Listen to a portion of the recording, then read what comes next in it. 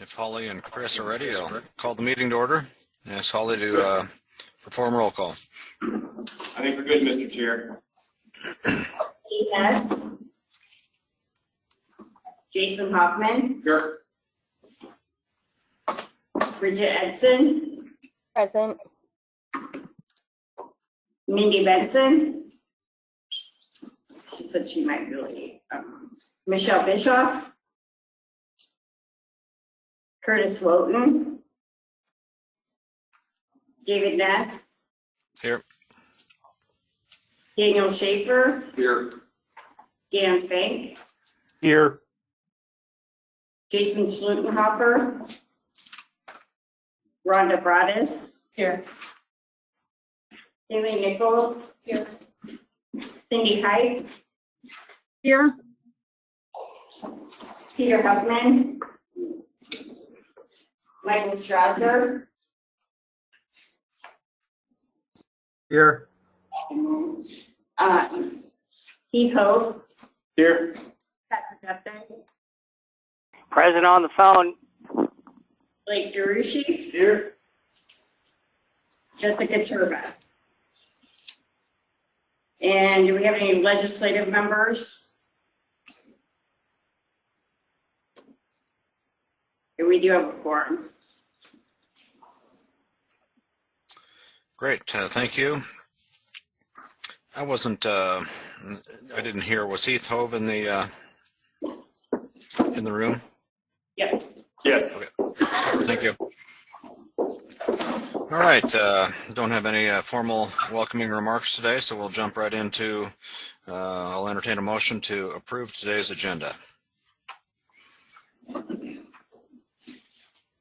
Nichols will motion to approve today's agenda. Second? April second. All right, we've got a motion and a second. Without further discussion, all in favor signify by saying aye. Aye. Aye. Aye. All right, the motion carries. Entertain a motion for approval of the meeting minutes from December 9th. I will make that motion. I think I heard a first and a second. All in favor signify by saying aye. Aye. Aye. Motion carries. Chris, can you provide the SWIC report? Yes, Mr. Chair, thank you. So we're here back in Dallas County, and again, I do want to extend a sincere thank you to Sheriff Chad Leonard, Terry McClanahan, and Dallas County for letting us host the meeting here. We were at the Emergency Operations Center for a couple months. We're back here now. It's nice to be in very, very capable facilities like both Dallas County and the CDOC. We are grateful for allowing us to have a meeting here today. I did want to give you guys all a quick update. Our annual report was submitted last month. I'm happy to report that we were able to submit it early as well, which is always nice to have in government. Next year, it was noted that a spot for improvement on our report would be to potentially shorten the document and point back to either our 2021 legislative report or some other document that would live online somewhere for a complete history of the board. Would make it a little bit more of a concise read, and perhaps we could also use that to point to other documents that are passed throughout the course of the calendar year. So we'll be working on those changes on again and off again throughout the calendar year to get the framework built for that, and we'll of course have the legislative report ready to go for next December for approval once again. I have a quick update on the 4.9 gigahertz process. You may recall that we went in on some joint comments with other states on that. For those of you that may not be familiar with those, the FCC is soliciting comments and feedback on what to do with that spectrum. Previously, it was allocated for public safety use, and in many cases, if not nearly all, it's used for point-to-point microwave connections. We currently have 55 active licenses of 4.9 here in Iowa that are primarily used by all local agencies. The other unique thing about 4.9 is that you can deploy it on an ad hoc basis and not necessarily need a license as long as the deployment was less than a certain time period. We were one of probably dozens upon dozens of agencies to comment on what the FCC could and should do. They have a comment reply period open at this juncture. I don't think we're going to be able to sign on to any comments because of timelines and a few other things that have popped up. So we won't be replying to all comments. but I do believe some of the other state entities and additional local entities that we partnered with on the first comments will be replying to the others as well. So we won't have any action on that. We continue to work on our August 2020 derecho response. It's kind of weird to have to specify when the derecho actually happened. It happened in December, but with respect to our deployment in Clinton, that is still ongoing. It is considered to be steady state at this point, and things continue to be stable, so that's good. The financial transfer for the deployment reimbursement has not yet been completed, but that is still in process, so nothing new to report there for this month. Again, that trailer will be out in Clinton until they are finished with their recovery project. We're looking for that to wrap up in the next month or so. It's good that Clinton's coming through the recovery process, and it sounds like things are going to be eventually back in place and ready to go for staging for the next deployment.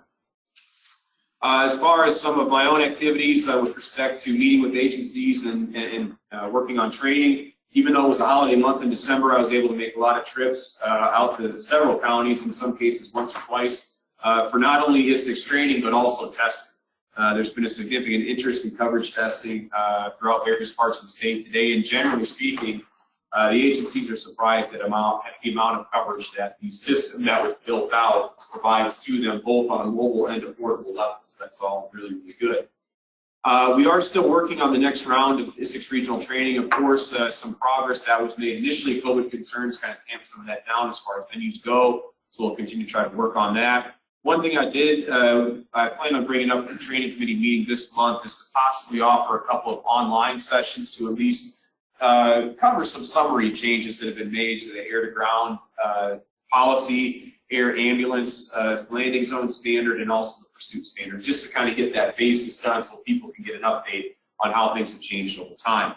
Again, if you still want some one-on-one agency training, the board and DPS can certainly deliver that, so feel free to let us know if you want a session or two. One final big update for the board today with respect to status board. You may recall that MOA with Minnesota was executed last month. Things kind of took a pause over the holiday season, but we should have the updated source code for Minnesota by the end of this week or middle of next week.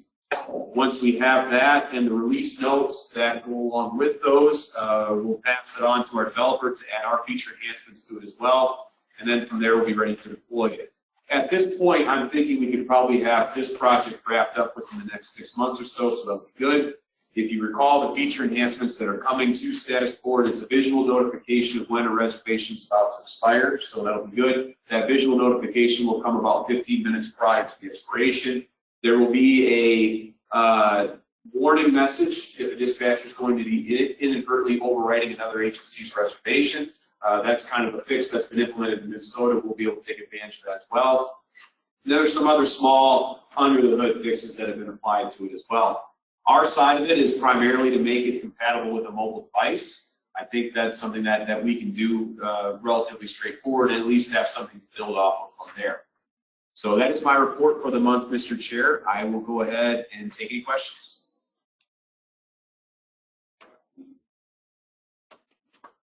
Thank you for the report. Hearing no questions, we'll move on to Program Manager Blake DeRushi with the 911 Council report. Thank you, Mr. Chair. Prior to this meeting, the 911 Council met. It was a rather lengthy meeting, all things considered. So if you are interested in reviewing that in its duration, the full meeting is recorded and posted to our website. Hitting a couple highlights. On an annual basis, the FCC reports to Congress on states who divert 911 fees. It is a rather large talking point within Congress and the FCC over the last couple of years. Happy to report that Iowa is not on the diversion list. There are a handful of states that do, and those are states that basically take their 911 fees and use it for something other than 911 purposes. In some cases, it is still at least public safety, and in other cases, it is like the general fund. So again, luckily, we are not on the diversion list. That would prohibit us from getting 911 grants that may become available down the line. There's also an FCC proceeding of interest, at least to the 911 community. NASMA, which is the association of all of my peers in the 50 states, have petitioned the FCC for rulemaking to address a handful of things. One is cost recovery, which is the costs that telcos bill PSAPs, or Public Safety 911 authorities, to provide 911 service. NASM is asking the FCC to weigh in on where the demarcation point is for who is responsible for what in the call flow process, as well as a readiness registry, similar to if you are familiar with the Texas 911 registry. So those comments are due to the FCC the 19th. We are preparing comments as well as making PSAPs and telcos aware of this proceeding. Should anyone else want to weigh in on those on that proceeding formally with comments. A couple other items that we discussed. We are, I would say, a few months away from being able to connect EZNet to EZNet, which is 911 network to 911 network, with Minnesota. So those top tier counties that border Minnesota would be able to seamlessly transfer a 911 call, just like you're transferring a call within the state. So you can provision a star code, and it would hit a 911 trunk, and you'd be able to receive Annie and Allie information. That's the number and location information. Today, when you transfer across state, you lose those things, or sometimes you have to call into an administrative line. So that hopefully within a couple months will be Minnesota, and then we'll look to do the same thing with Nebraska. It kind of depends on how the other states are with their readiness for that type of thing as well. Like Isicsb, 911 has to file a legislative report. That was filed a week or so ago. That is available online if anyone's interested. And finally, we did approve NINA for $5,000 for training for their spring conference. So that is in April, Jason? April? Yes. April 4th? So, that concludes my brief, unless there's any questions.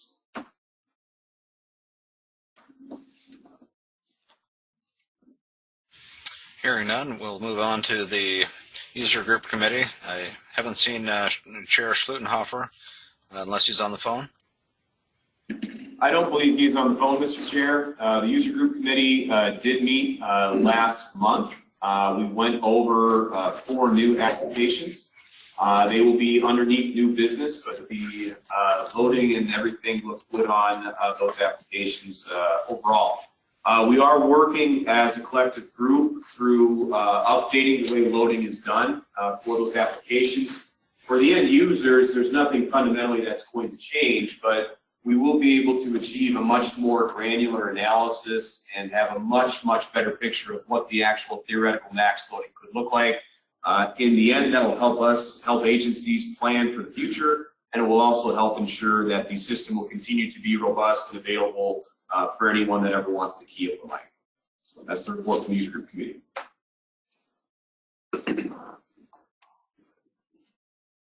Hearing no questions, if you are also taking finance, and I believe you're taking governance today.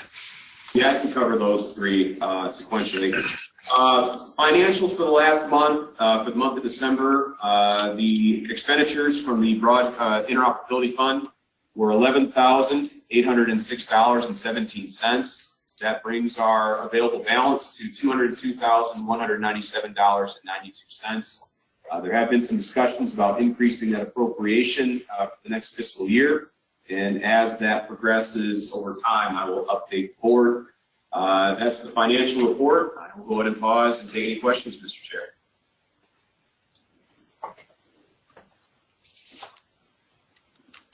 Hearing none, on to governance. Yeah, so governance committee, we had a very brief meeting. No new business was discussed. So we do plan on meeting next month. It's probable that we'll have some documents to review at that point from the standards working group, and also operations related to possibly the sub-regional talk group standard along with encryption.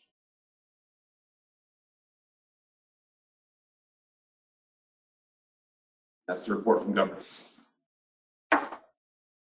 All right, hearing no questions, we'll move on to operations committee and Chair Bischoff.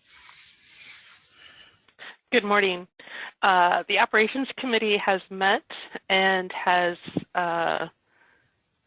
we had a lengthy discussion about where our focus should be next, and we have concluded that we're going to work on the legacy interoperability policies within the state and try to wrap those up and make them current now that Isicsb is up and running and widely available to all counties. And we have passed the encryption onto governance for their review, and we'll be coming back to the board and for comment in the next few months. What questions are there for me? Thanks. Thank you. Outreach Committee? Yeah, I can give the update on that, Mr. Chair. The bulletin was sent out last month. Holly's working on the bulletin for this month. Nothing new to report other than just ensure that you are getting that bulletin. Reach out to Holly. She'll be able to get you added to the list. And I believe following the request last month, we will have the new annual report linked to the monthly bulletin so that people can review that report at their leisure and go from there. So that's my report, Mr. Chair. Thank you. Next on the agenda is the Training Committee with Chair Nichols. Yes, good morning. Thank you. We met on December 22nd, and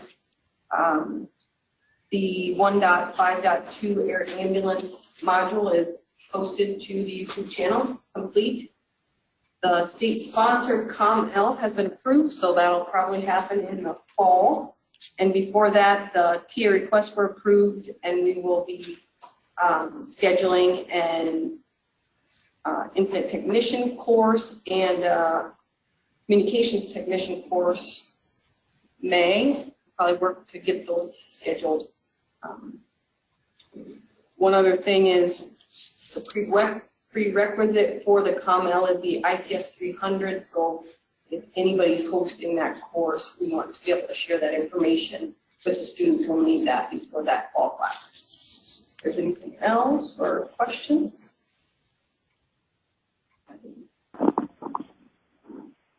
All right, thank you. Technology Committee Chair Updike. Good morning. Technology Committee met on January 4th, and so in that meeting we started delving into the loading analysis process and trying to, at a minimum, educate ourselves on how this calculation works to predict loading on a trunk system such as the Isicsb. I think one of the things that I'm interested in and had kind of proposed or questioned was, is this something that we could do within our own groups to predict the loading on the system, you know, as a means of doing it ourselves instead of relying on somebody else to do it for us? I think we're going to continue to look into this because it's rather interesting. I didn't get to stay for the whole meeting because I got told to do some correctional facility issues. So I'm just going to have Chris Myers take over and let him finish this out because he can expand upon it a little bit more. Chris? Yes, Patrick, you're talking about the loading analysis and things like that? Correct. Yeah, so with the technology meeting, we took a pretty deep dive into how that's calculated. You may have heard Motorola talk about this previously, how they calculate something called an Erlang. An Erlang is a dimensionless number, but what it does is it tries to figure out how heavily something is going to tend a pump's network, whether it's a phone system, whether it is a radio network, but it does calculate something called Erlangs, and that Erlang has several things that play into that. And they all have different influences depending on the size of each variable, whether it's the size of a number of talk groups, size of the number of users, how often the agencies are using a particular site, or even what their shift differentials are, so that they may have a high number of radios, but during their busier hours, they may only have a fourth of the force out on the road at any one given time. So technology took a pretty deep dive into those variables and how they factor in with each other, the formula itself, and then also the formatting of the output.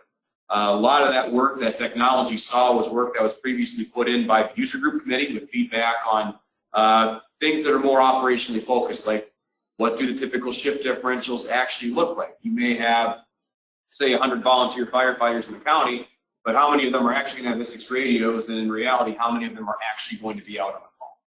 So technology got a pretty good look at that. Overall, the feedback on the process was very good from a technical standpoint. So I think we're really on the right track. So, Mr. Chair, for technology, I will pass it back to you.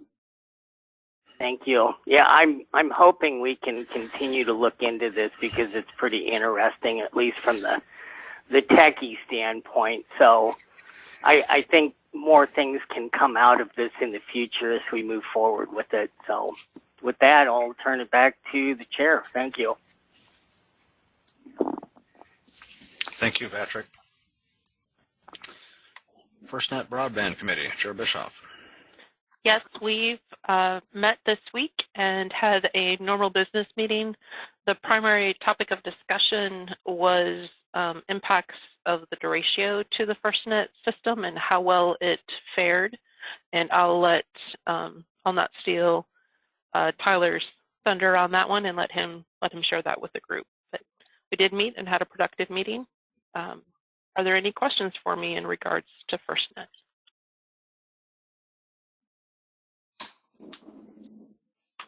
Thank you. Hearing none, we'll move on to information sharing amongst board members. Yeah, Mr. Chair, this is Chris. I have something for the group here. Sounds good. Just to follow up with one of our other TA requests from last month, we had a cybersecurity audit of Isics assessment that we put in for. That was also approved. So we're going to be having some introductory meetings to look at the scale and scope of this near the end of this month, and that project will commence from there. This is going to give us a pretty deep dive into not only the security part of the network from a nuts and bolts standpoint of how things are set up on the network, but also our policies, procedures. Do we understand who's doing work on the network? Do we understand what they're doing? Things like that. And by the time all this is said and done, we will be looking at a fairly detailed report of our strengths, weaknesses, and opportunities for improvement. So I did want to let everybody here know that that request was also approved. Didn't quite fit under the training section necessarily, but it certainly is pertinent here. So that work will be commencing very, very soon. Oh, that's great news. Thank you. Anything else with board members' information sharing? Hearing none, we'll move on to Scott Richardson, who has the Isics System Administrator report. Thank you. I'll start off updating the board with the state of the Isics system following the most recent derecho event of December 15th. The Isics network sustained some form of damage to 35 sites with an estimated repair cost of $404,680. Of those 35 sites, the damage issues included 14 microwave pathology issues, 10 broken green homes, 5 sites with tilted antennas, 5 sites with loose cables, and 1 site with timber lighting. Overall, the functionality of the Isics system as a whole weathered the storm very well. There were no reports of widespread communication outages, no reports of local communication problems. There were a few glitches. We had 2 state radio dispatch centers that briefly lost comms to their consoles, a few seconds each time, bounced essentially. And we had a simulcast site in southwestern Iowa that bounced into site trunking a few times. That was corrected within the next couple of days as tower crews got out, realigned the microwave. And during all that, the talk time and the push to talks increased by 50% over a normal Wednesday. So with that heavy usage, it's still fair. Numbers for December, radios are up to 26,869. That's an increase of 195 over November. Talk groups went up 1 to 2680, and push to talks are 2,228,879, and that's an increase of 128,814. That concludes my report. I'll take any question. There we got questions. What does the funding look like to get that repaired, or how does that work? And then what is the timeline and the process involved to get those sites fixed? I will let Lieutenant Hope or Swick Myers take over the funding portion of it. So in that natural weather event, or just an event, I forget the exact title, caused by nature, 29C emergency fund, but also with the declaration, based on if it's in a county where the declaration applies. So there's a couple avenues there that we have to wade through, but that's how we get it going. So we need to make, you were going to say that? we need the notification process right away, which we were on top of this time just from learning that process. But once that was done, make the notification, and then it's the all hands on deck to go find out what's all broken. But yes, 29C20, and then the declaration from the governor. Yep. Yeah, I think we had every single one of our sites, except for one of them, was under a severe thunderstorm warning or a tornado warning at one point during the event. One of our sites actually had 2 tornadoes go directly around it. So overall, we did fare pretty well. And as Lieutenant Hope said, repairs were underway. This is a snapshot of one instance in time of the truck route usage throughout the center of the state as the duration was passing over. And this was, I was watching it live. You can see a lot of this type of activity. There are a lot of people using this radio system as that event is going on.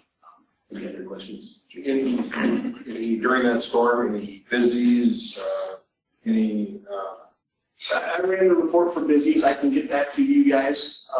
There were a few, not as many as you would think there would be. For the what I call a true busy, no resources available. I'll pull that report. I can send it to you. I just kind of wondering anecdotally how the system fared with capacity during a large scale statewide. I think the total busy seconds was like 74 seconds of all the busies that happened. Yes, correct. And approximately how many of those did you have? The number of busies per time, I'd say I have to look at the report. Oh. Just for perspective, Jason, I have some awareness of how other states fared during that event as well, because that was a multi-state storm. Sure. There is a state that had probably in order of magnitude more busies than we did, and the average busy wait was around 7 seconds. Now, mind you, they had some system failures during that event also, so that affected the statistic.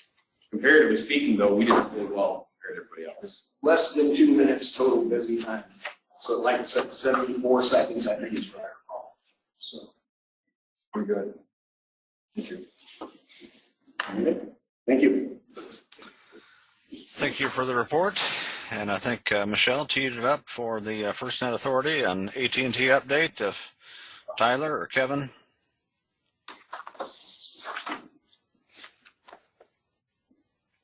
Go ahead, Kevin.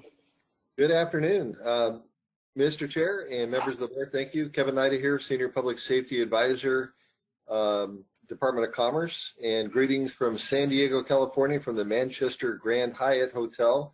I'm attending the National EMS Physicians Conference over the next 3 days. And Dr. Weiss, a member of our PSAC committee, is going to be presenting on where we came from and how broadband access has enabled a new era of public safety and field provided health services.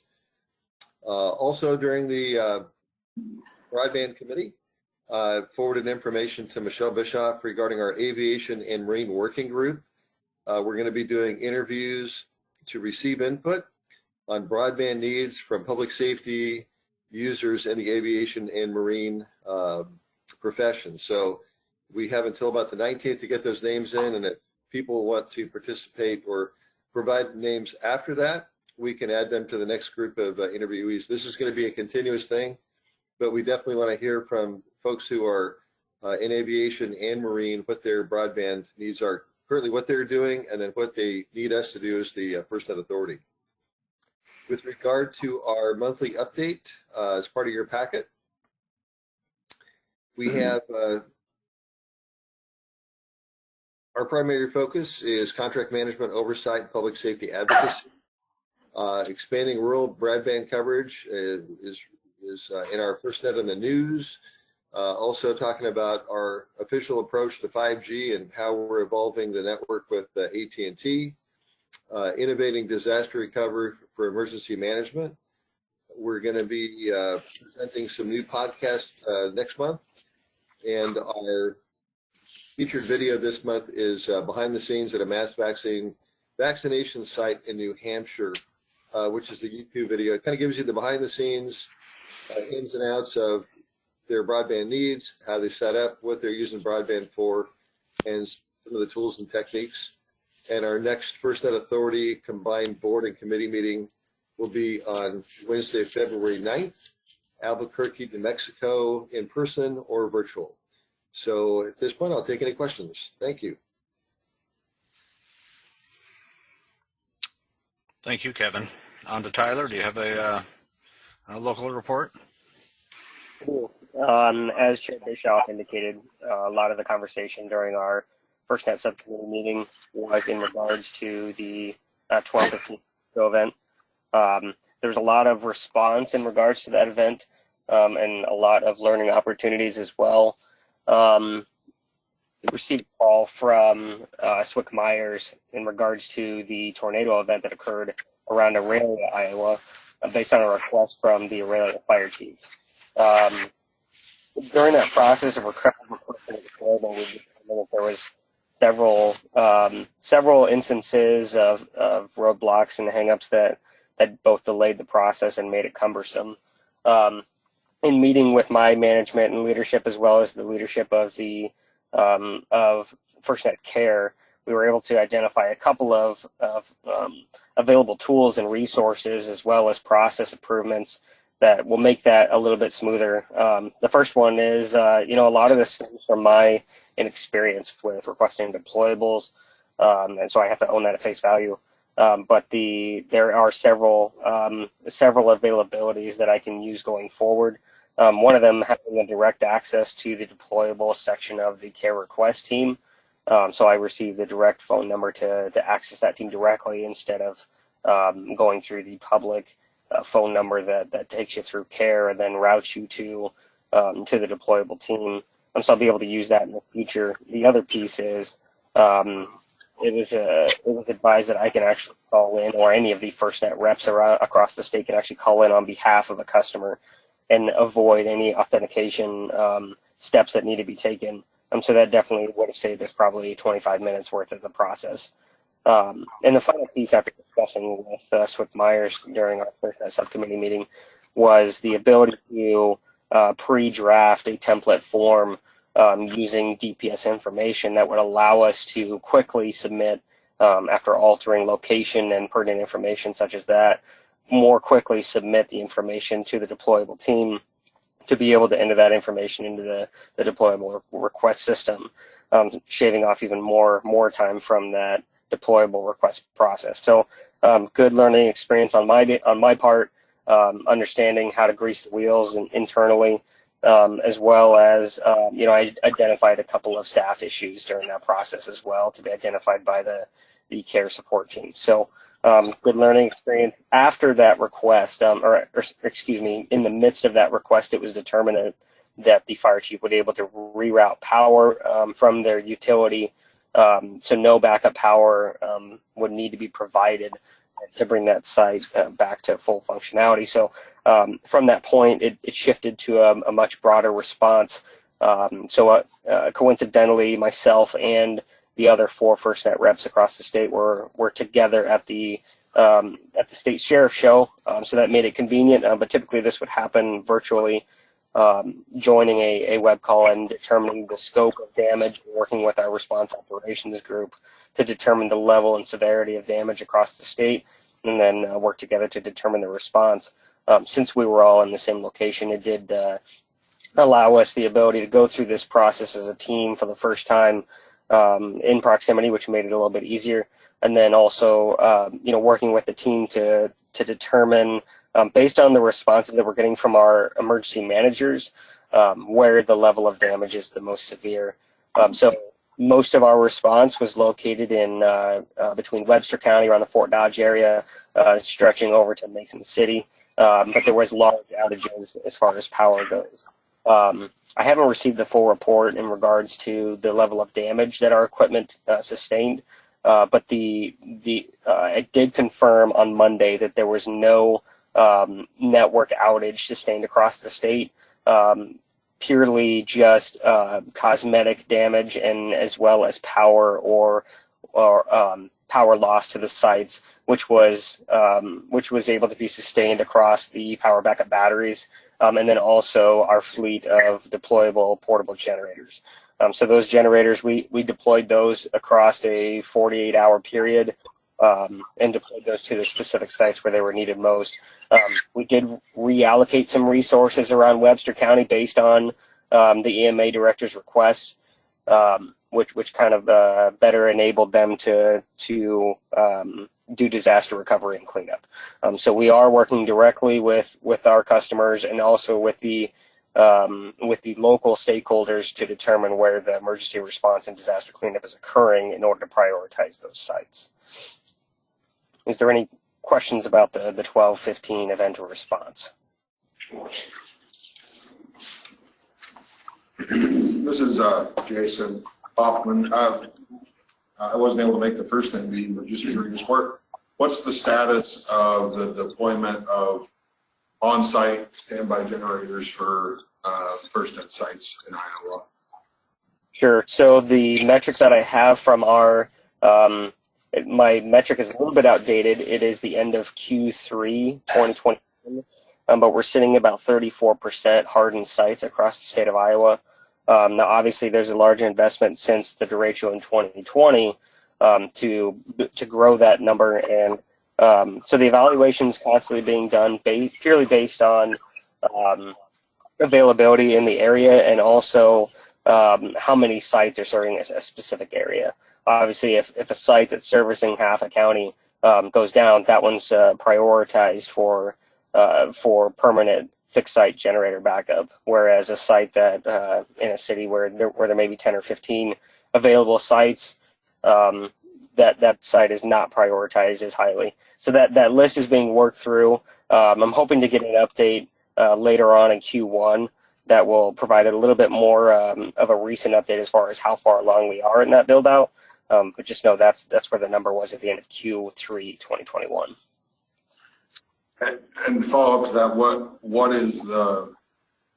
what is the end goal? When does FirstNet AT&T think that, not necessarily a time for when it's done, but what does a finished product on that look like? Is it 90%, 80% of sites? Has that been discussed, or? Not at my level. I don't have that information directly. The conversation that I've had with that team has been much higher. It's more about allocating a balance between fixed site generators and the fleet of portable generators that we have at our disposal.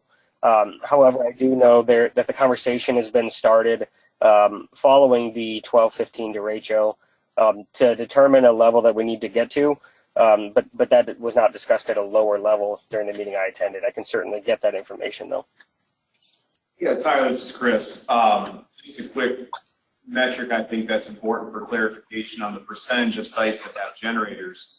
Your percentage not only includes the large macro sites that cover, tens, dozens of square miles, but also the small micro cells that are designed to fill in a street corner too, right? Like the north or the east mixed master, west mixed master, where there's a small dead spot for about 200 yards. In some cases, those sites are on light poles, and it's difficult to put a generator there. But those sites are also included in your overall metrics and statistics, right? Correct. It's total network assets.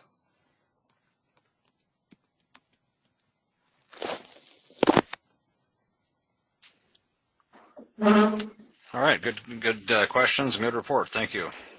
I do also have, Chair, I also have the update for the additional sites for the month of December. We have, as of 12/20, added a site southwest Iowa and Griswold, Iowa. On 12/21, we added a site northeast of Iowa near Dahlonega Township. On the 22nd, we added a site north of Council Bluffs near the Lewis and Clark Park. On 12/27, we added a site southeast of Decorah in Guttenberg. And then on 12/28, we added a site as well, southwest Iowa near Essex. And that concludes my report. Thank you. On to the next agenda item, CISA update with Jim. Thank you. Good morning. The Cybersecurity and Infrastructure Security Agency continues to remind the larger critical infrastructure community about cyber threats. This, of course, includes the emergency communications community. One of the tools at your disposal is the stopransomware.gov website. This is a one-stop resource to help you reduce the risk of ransomware and to improve your resilience. I encourage you to browse the stopransomware.gov website and to bookmark it for future access. I'm going to add the link in the chat. CISA just released a public safety land mobile radio communications security white paper. The crux of the paper focuses on encryption and maintaining interoperability of encrypted radio systems, but also addresses some traditional security, such as physical security of sites. The two-page document nicely summarizes risks to LMR communications and is worthwhile for anyone in public safety communications to read. I'll also place this link in the chat. In late January, my partner Jeremy Johnson and I will provide a refresher course to CISA Region 7 staff about the GETS and WPS tools that enable priority calling over commercial telephone networks. As a reminder to this group, GETS and WPS are available at no cost to public safety and government entities for use when commercial telephone networks are congested. If you have questions or you'd like to learn more about GETS or WPS, please let Swick Myers know, and he can work with me to set up a meeting to answer your questions. CISA has hired 2 new emergency communications coordinators. One is filling a long vacant position in Region 1 and the other in Region 6. The next hiring of an emergency communications coordinator should be for your region, Region 7. And CISA Emergency Communications Division is also closing in on hiring a communications unit specialist for the central sector, which includes Region 7. This person will allow CISA to provide greater depth to each state in the sector and also to better inform the national communications unit development to better meet state needs. And as mentioned during the training committee report, Iowa currently has 6 open work orders for technical assistance. CISA is always happy to work with Iowa to help you accomplish your SCIP goals. Those open technical assistance is the Tactical Interoperability Communications Plan and Field Operations Guide updates, a state-sponsored communications unit leader course, a CISA taught communications unit technician course, and an incident tactical dispatcher course. And then as Swick Myers just recently talked about a few moments ago, we are also assisting Iowa with a cyber assessment of your land mobile radio system. I'd be happy to answer your questions if you have any. Thank you. That completes my report.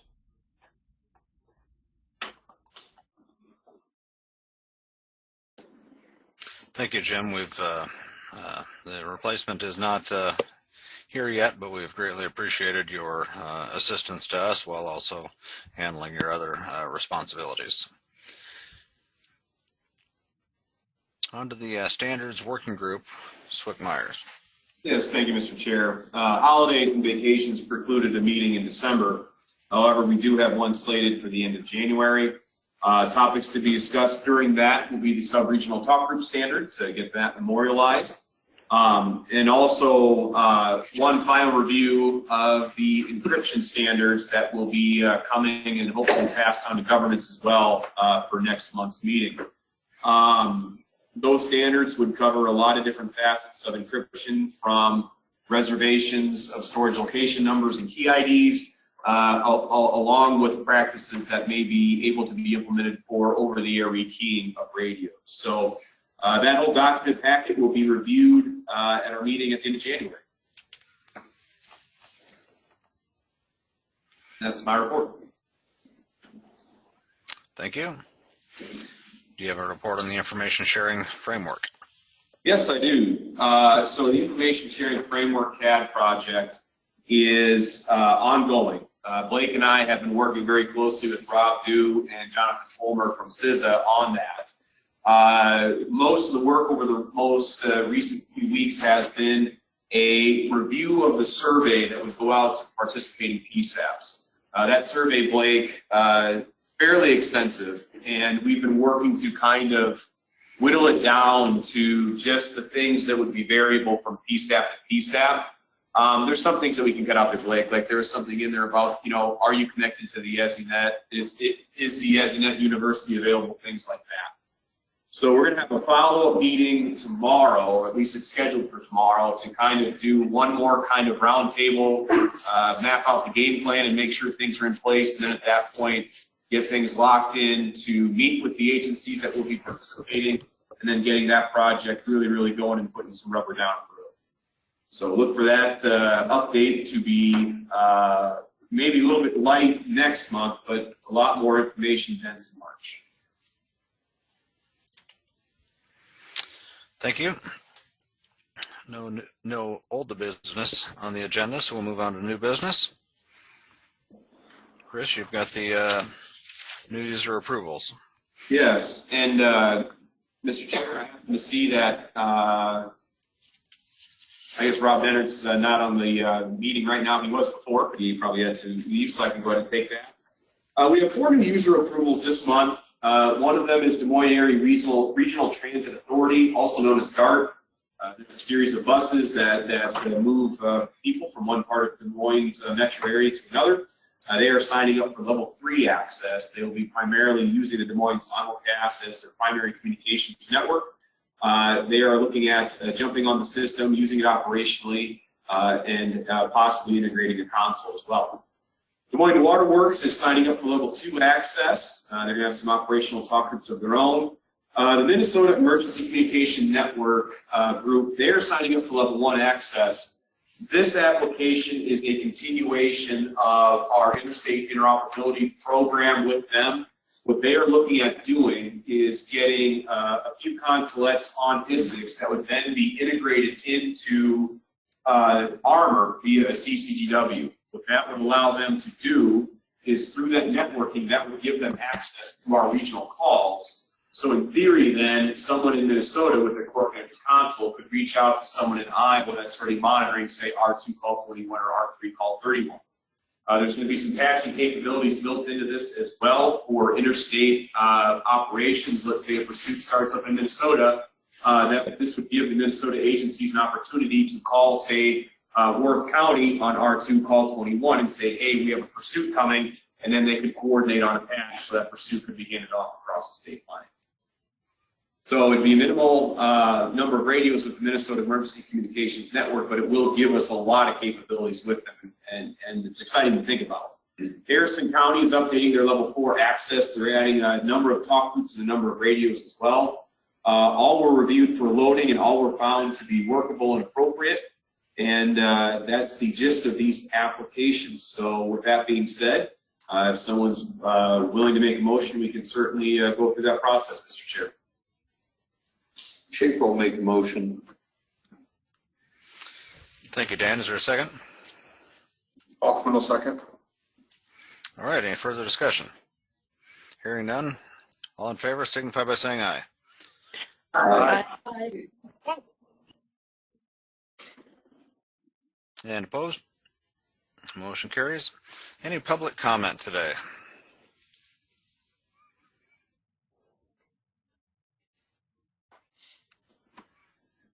All right, very efficient meeting. Thanks everybody for your participation. The meeting's adjourned.